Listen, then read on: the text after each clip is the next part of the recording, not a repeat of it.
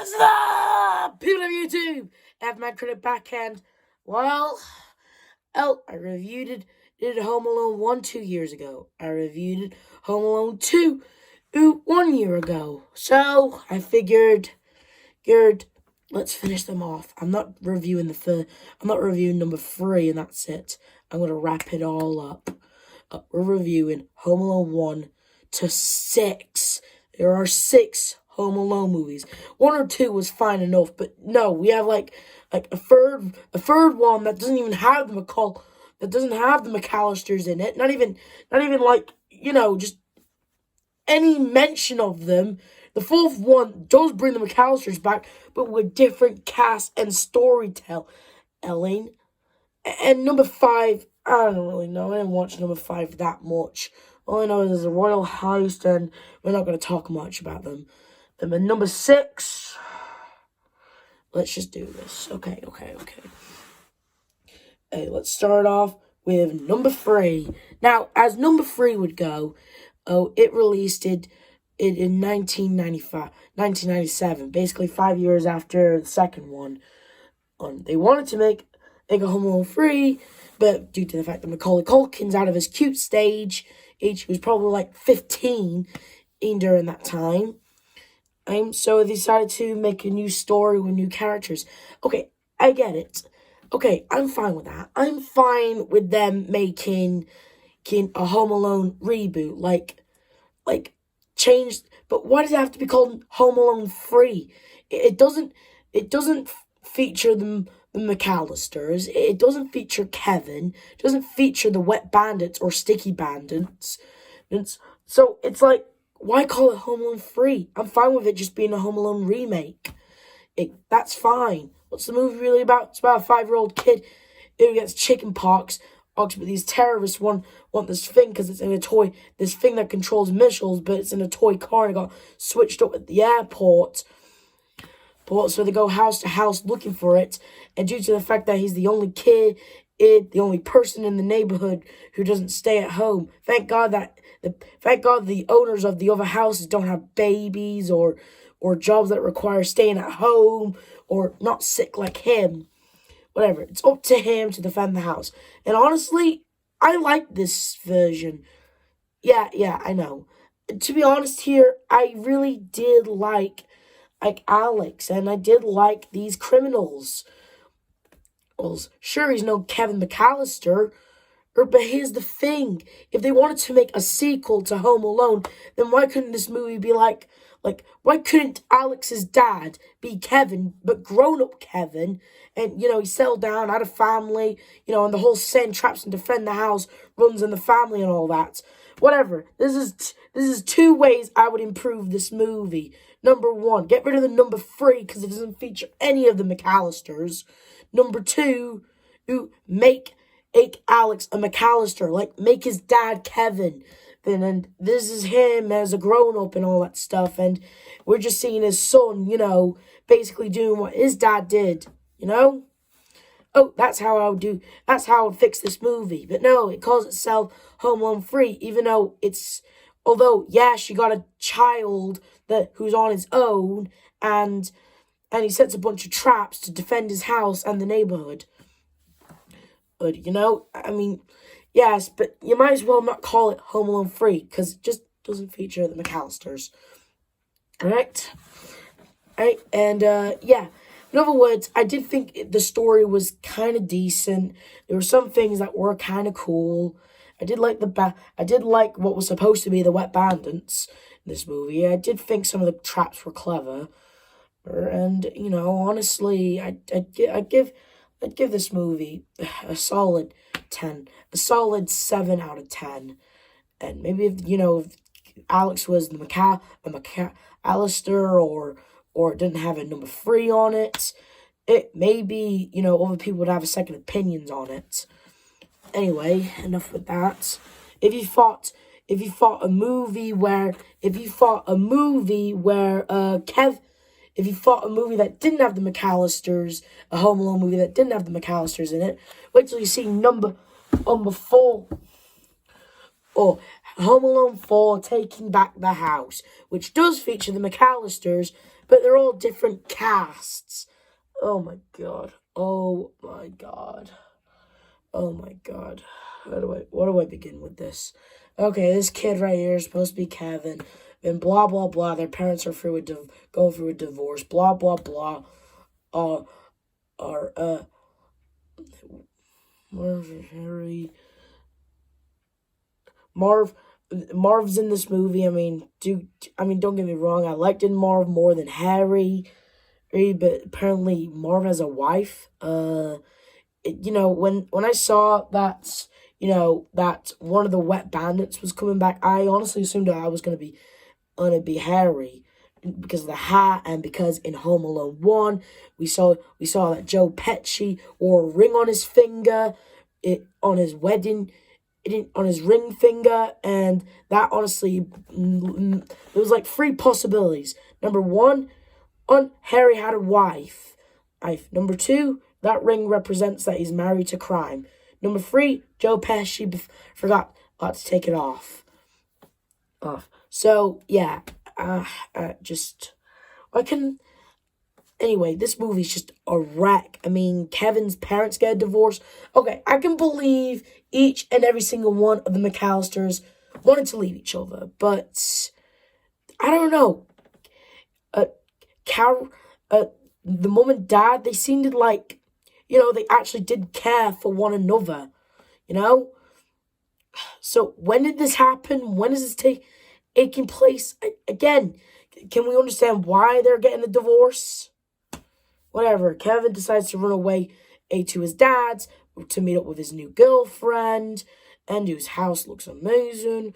And let me be honest here, I actually did like the house. Like, the room that Kevin stays in, the house, it's just, wow. I'll admit, it was pretty cool. Well, the twist where the housekeeper was Marv's mother, that was a decent twist, I guess. But the movie, it's just, what a wreck. It's just, like, if they wanted to bring the McAllisters back, it's too late for that. Like, they're all old, and point is, why did this need to be made? Why did this need to be made? Like, literally, this was made 10 years after the second one. Okay, this was made in, 2002, and I shit you not, 10 years later, they make a Home Alone 5. Honestly, I feel like the only reason they made a Home Alone 5 is because of this. 5. We left Kevin home alone, and he's only 23! I feel like that's the only reason we have a Home Alone 5. Anyway, Home Alone 5, the holiday heist. It's a movie I don't really care about. It's this kid who moves into a new neighborhood. He has this online friend who turns out to be a grown man. Yeah, I'm really sure that's a really good message for kids. And the movie, it's just, what a wreck. I didn't care about this one. I'm honestly just bored out of it by the first 10 minutes. It's, honestly, the movie is just a wreck. It's bad. I feel like they're going for a pattern here. Second one, they have the McAllisters. Third one, they don't have the McAllisters. Fourth one, they bring the McAllisters back, but with different cast. Fifth one, they don't have the McAllisters. Sixth one, they sort of do bring back the McAllisters, but it's only 2 of them, and one of them's on the phone, and we'll get to that soon. And all I'm saying is, this movie, I feel like this one's the worst out of all of them. Oh yeah, I forgot to give the score for number 4. Oh yeah, 5 out of 10, a miss score. And this one, a 3 out of 10, never watch it again. And we leave us to the real one, real stinker, the one that recently came out last year. I feel like it's a tradition now that every 10 years we get a new Home Alone movie. I guaranteed you in 2032 we'll be getting a Home Alone 6, some title where a kid is just basically just, point is, I bet you not, dollars to donuts, 10 years, we'll be getting another one. It's like a tradition. Anyway, Home Sweet Home Alone. On the recent one. Okay, I just want to say this further. Okay, what's the movie about? It's about this British kid. Why is he British again? Like, seriously, the accent is just very off-putting to me. And this comes from someone who has a British family. The point is, he defends the house when his family forgets him, and blah blah blah. There's this married couple who doesn't want to sell their house because they have so much memories. And during an open house, he comes in, insults them a little bit, and they assume that he takes this very valuable doll that the dad can sell on the internet to make tons of money. That way their house is saved and all that. Hooray! Hey, but instead of just going to that door, instead of going to the kid's house and be like, hey there, kiddo, listen, when you came to our house, did you take a doll? And just, chat with words. Instead, they had to plan a home invasion to get the doll. Now, I'm just going to say it. The couple in this movie, they are just too sympathetic to be laughing at their pain. Like, all we want to see them do is accomplish their goal, not sell their house. That's all they want. The wet bandits in this movie are too sympathetic to be, laughing at the pain that they get in this movie. I mean, the freaking kid gets like a Nerf gun and attaches thumbtacks to it and shoots at the mom. That's freaking crazy. That could have poked their eye out, and just straight up, it was crazy. It was.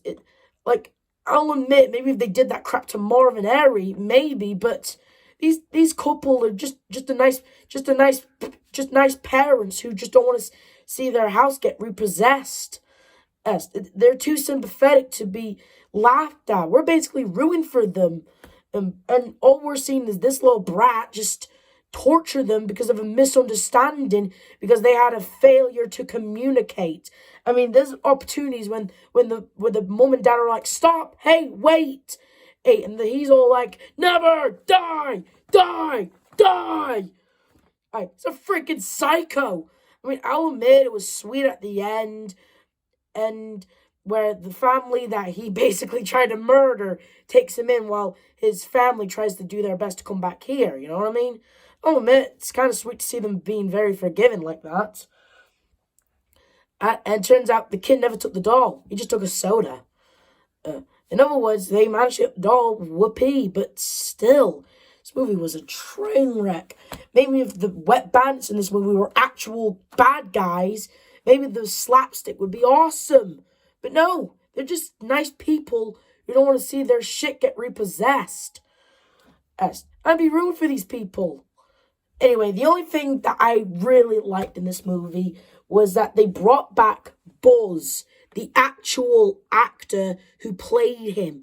And they even brought back Macaulay Culkin. Sure, he was on the phone when making prank calls to him, but honestly, that is awesome. That was awesome. My mouth literally dropped to the floor when I heard the actor who played Buzz and Kevin. I was like, wow. Just wow. It was awesome. Other than that, though, this movie was a train wreck. Like, Wet Bandits, too sympathetic. The boy, British and a psycho. In other words, the movie was just crazy. See, not the good kind. I'd give it a 5 out of 10, a miss score. And that's the remaining Home Alone movies. Thank God I don't have to read. Thank God I don't have to go by year in reviewing them. Anyway, this review shout out goes to a dear friend of mine. You might be seeing him on my channel soon. His YouTube name goes by Vampire Fan 1992. Dear friend of mine. Now, he's only got 2 videos. There's one where he's doing a gameplay on a Lego Star Wars. The other one where he's doing a puppet show. And although he's got 2 videos, I certainly say, hey, those are some really good videos of his. What did I say? Whatever. Really good, and I hope there's more of them. to come. So go check out Vampire Fan 1992. It was a dear friend of mine, and so go check him out. This is the F-Man Critic telling you to like, subscribe, hit notification. Have a holly Christmas, everyone. Bye.